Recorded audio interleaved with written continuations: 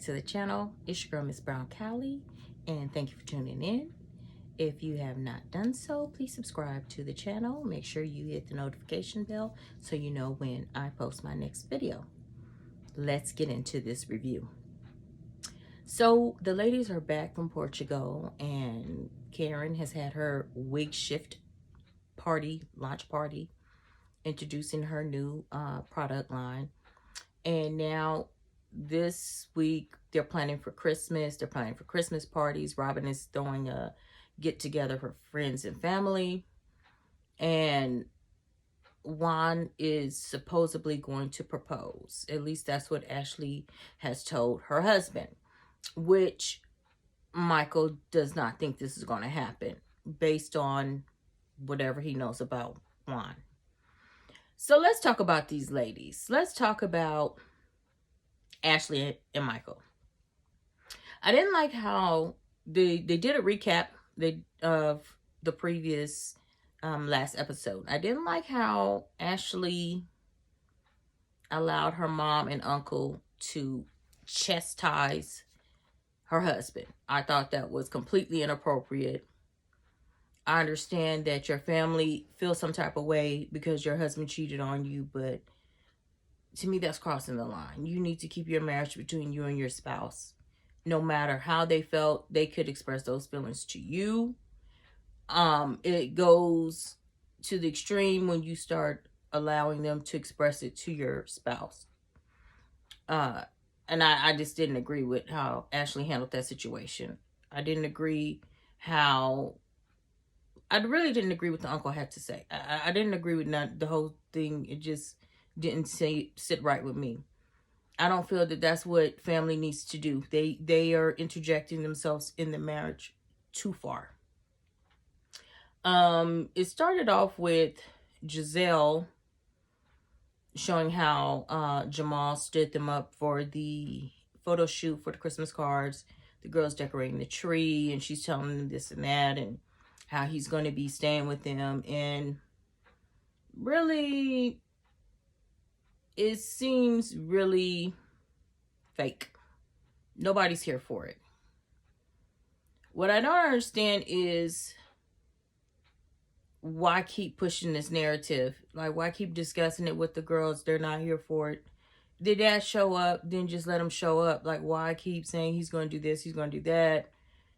If he shows up, fine. Then explain it to him. But yeah, he's done a little too much so far anyway. And nobody really has that much faith in him. So why keep pushing it? It just seemed like it's a storyline for Giselle. Because if she's not in somebody else's business throwing shade, then she really has nothing going on. So, we'll talk about Karen. Karen, I don't know why she left her party early. Like, she should have just told the ladies the truth to begin with. It's her party. It's her wig launch. If she wanted Monique there, then she should have said that. So when Robin has the nice little winter fall party, her and Juan throw. Everyone looks nice. Everyone's drinking, having a good time, and Juan proposes. I thought it was a nice proposal. You know, I was happy for Robin. And when she saw the ring, and she was like, "Yeah, I wanted that cut, that type of ring," and Giselle tells her, "Yeah, I know, I helped him out and stuff," and Robin does a little thing like, "Oh, so she had that little look like, so that's what Karen was talking about, like." You know, and Giselle was like, "Girl, you know I got your back."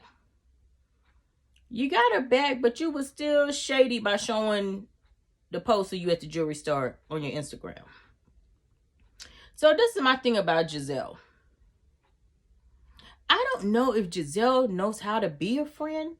It seemed like her intentions may start off good, but she does little things that make you question the friendship also. And raising girls and setting these type of examples makes me wonder, like, did you have a lot of friends growing up? Because, you know, a lot of beautiful people know a lot of people. a lot of people are attracted to them, want to be in their circle, but you're not really friends. You're more like associates.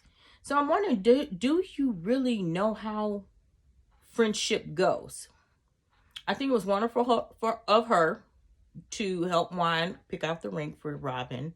Don't get me wrong, but she still does a lot of shady stuff also. So let's talk about the party. Karen arrives late, but she let them know that her flight was, held up, and that's why she was late. And of course, Robin was like, well, I don't really care, because of the shade she threw at the wig shift when she's like, don't worry about what I say when I'm drinking. You need to worry about what Juan says when he's drinking. So this is the problem I have with Robin and Giselle. They like to poke the bear a lot. They like to pick. And then when Karen or someone says something in return, it's, oh, they're trying to start something. But your comment of, are you afraid what you say when you're drinking, like, what was that for? Like, that was starting it. And Karen is not going to just sit back and just let that slide. So what did you expect her response to be? Karen did get there late, so she did miss the proposal. But the best part to me was when the ladies confronted Karen. Because Karen was acting shady. And I believe that she did it because she got pissed off at what happened in Portugal. I think she got, a little upset at the fact that everybody was on the website and, Robin didn't put her picture up there. And like, okay, well, I'll get there when I get there. Maybe it was delayed, maybe not. I'll make an appearance type thing. Then at my wig launch, and you're questioning me about Monique. So I said in my previous video, which I will link in the cloud up there somewhere, I feel like the ladies were punishing Karen because Karen would not choose Candace's side. Karen chose to stay neutral. And we learned why, because she read the affidavit that Candace wrote. So Candace, you're not as innocent as you stated. And even when the producers asked the ladies about it, they still were like, so what? So what? She did this. It was in defense. So what?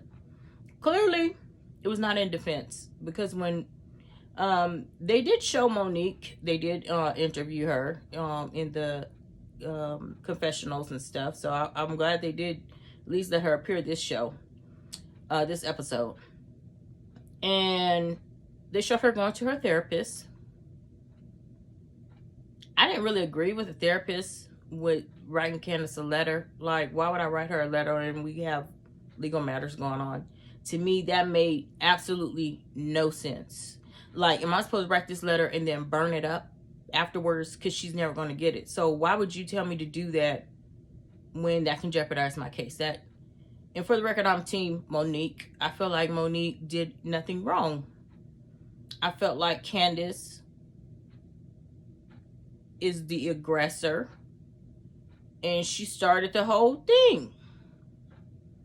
So they all confronted Karen about having Monique there at her wig launch, because Ashley, of course, Ashley stirred the pot, Ashley. I gotta let this be known that, hey, Monique was here. And it wasn't good enough for Ashley to call Karen and confront her in front of Monique. No, she wants everybody to be known, Karen is still Monique's friend. And I believe Ashley's doing it because she letting it know, hey, I'm Monique's friend. Karen, you need to let it be known that you still kicking it with Monique. You still going to her kids' party. You still socializing and talking with her. Stop letting these ladies make you feel like you cannot be friends with her. But you can't make nobody grown do anything. You can't force her into saying something. So she tells it so the ladies can confront her. So, of course, everybody's been drinking. Everybody's been having a good time because it's a party. And now everybody's getting confrontational with Karen. Why did you do that? Were you trying to set... Everybody is like confrontational. And they're like, were you trying to set her up? What was that? And I think Karen was. I think Karen was being shady. I think Karen knows the truth and she read about it and she wanted Candace to come clean and tell the group, and she planned on confronting her and she didn't show up on time. That's what I think was the thing. And by it being a legal matter, she don't want to discuss it with everybody and tip anybody's hand.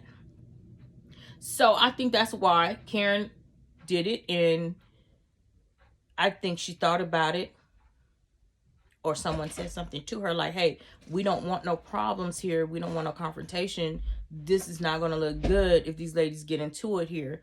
And so then she kind of rushed Monique out the door. So when they start confronting her about, hey, why did you have her come there early? Like, we would have, she tried to play it off, but everybody saw through the lies. Like, Karen should have just said, she should have just owned up to it. Like, yeah, I did it. So what? It's my event. I invited them. So what? She should have just owned it. Instead, now it makes you look even worse because you kept trying to lie about it and everybody know you're lying about it and people are not understanding why you're lying and what are you really up to. So they're getting loud. And Michael, Michael tells Chris, Ashley's husband tells Candace's husband, hey, you need to go check your wife. You need to go holler at her, And he's like, you need to get away from me. Don't tell me nothing. Because there's already bad butt there. And of course, Chris starts pushing on Michael. And no fight broke out. But I was here for Michael. I'm here for somebody needs to tell Candace, put a muzzle on it. I was here for Michael telling Chris, put a muzzle, go check your wife. She out of control. Somebody needs to tell Candace she's out of control. Candace's behavior is way to the left. Then you want to be no tear crying all the time. Victim playing. So distraught, but yet the main one, do something about it. What you gonna do? Being so aggressive with everyone all the time. And then when somebody actually does something about it, you want to go file a police report. So stop it. Stop with all the foolishness. Stop with trying to be Billy Badass and all this stuff when we know that's not who you really are. So, Karen sees this opportunity to leave. She's like, Ray, let's go. Get your coat. Let's go. And she goes over there and tells them, remember, this is the image we did not want to put out. But this is the men going at it. The men should have been went at it. Because Juan had to grab Michael like, come on, dude, stop it. Because Michael's still running his mouth like, buddy, I'm about to lawyer up. We about to go take this to court. You put your hands on me type stuff. And I was here for it because Candace did all this stuff. You talked about these people like a dog. You had the butter knife on the front edge, and then the moment somebody touch you, oh, you need to go and file a police report. So it's sad that it broke up at their party, but hey, Ashley was completely embarrassed. Like, you're humiliating me. Stop it. Let's go. You don't see me acting like this. Stop it. Which I wouldn't have been humiliated. Your husband came to your defense. So, everybody's getting tired of it. So they should have nipped it in the bud a long time ago. Nobody did. Michael was like this trailer trash. I was like, whoa, Michael he's really teed off. But you can push a person to so far, and then they're going to do something. They're going to say something. So Candace and Chris left. Karen and Ray left and stuff. So, my thing is, when Monique, the producers asked Monique, is she remorseful? And she stated that she's remorseful about her actions, but she's not remorseful about defending herself. So my question is, then are you really remorseful? Because you say you're remorseful about your actions. Your actions were fighting. So do you think that you should have not fought her? Like, I'm confused on that statement. Are you saying it to keep your job? Like, are you just saying it, let me just tell these people what they want to hear so I can keep my check?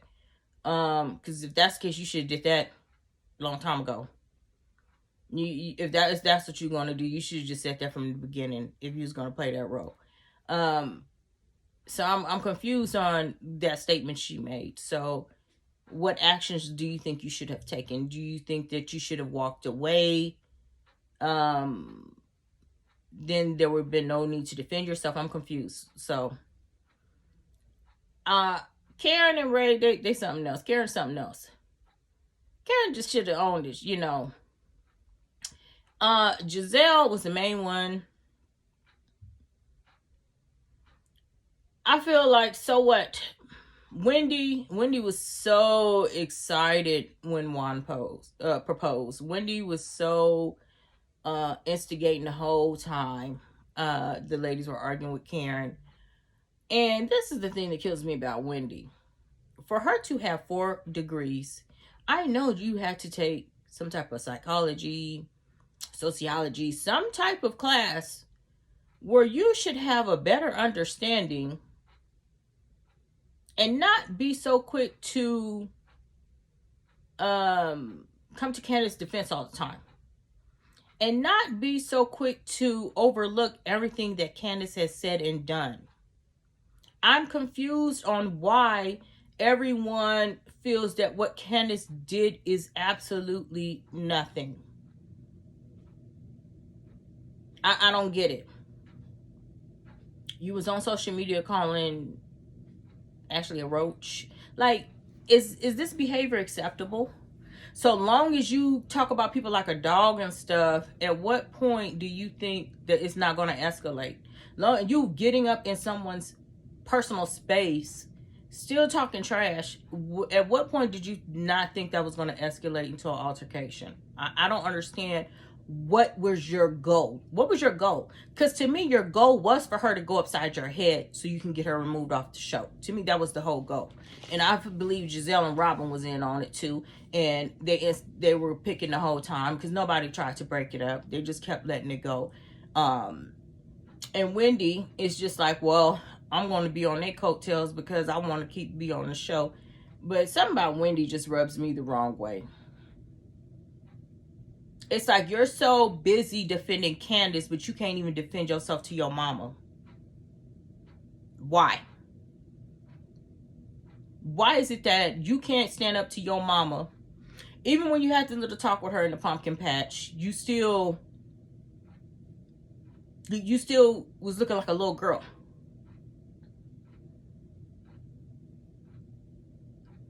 Maybe if you worked on your own issues and stopped focusing on the other ladies' issues, you might be happy. These ladies are going to be exciting at the reunion. I'm here for it. I was here for the men getting into it. I wish they would have fought, actually. I would have been here for it. No lies. I was so here for that. And I'm here for Monique being at the reunion, and the previews from what we saw, the reunion is going to be lit, and I cannot wait for it. I wish I could see it now. Yeah, because people are very judgmental and sitting on these high horses like like y'all stuff is all together, and it's not. And I hope, you know, there's the old saying, they put a rag off the bush. Go on and pull that rag off Monique and start telling people's dirt, since everybody just feels like Monique is just the most horrible person on earth. Everybody out here living a lie and not owning up to their own truths. And from what they say, Jamal is not even dating Giselle. And that would make sense to me, because he's not showing up when he's supposed to show up. They say he's involved with another pastor, a woman pastor. I won't say any names because I don't know this to be factual. So, but that's what the word on the street is, that is involved with another pastor. So, if you really are a man of God, well, we know you got hoish tendencies because you like to spread your seed around here a little too much. You ain't wrapping it up. But it would seem weird for you to be this saved man preaching to a congregation and going on TV, living this whole facade and pretending that you're in a relationship with someone that you're not, for what, monetary gain? Is it to help Giselle get a check? I'm confused on what would the purpose of that be. Because he said he was getting him a manicure. He said, "Oh, I tried." You tried, but you missed your flight. How you miss your flight? I'm confused, but okay. I digress. These ladies are something else. This show is very interesting to me. And I made the comment, and someone asked, and I think that some of the ladies on the show are jealous of Monique because Monique is happily married to her husband Chris. And some of the ladies are not married, and they're not happy. And I stand by that. Chris is a good man. Ain't nobody perfect, and I'm not saying he's this godsend, but he stands by his wife. He has her back.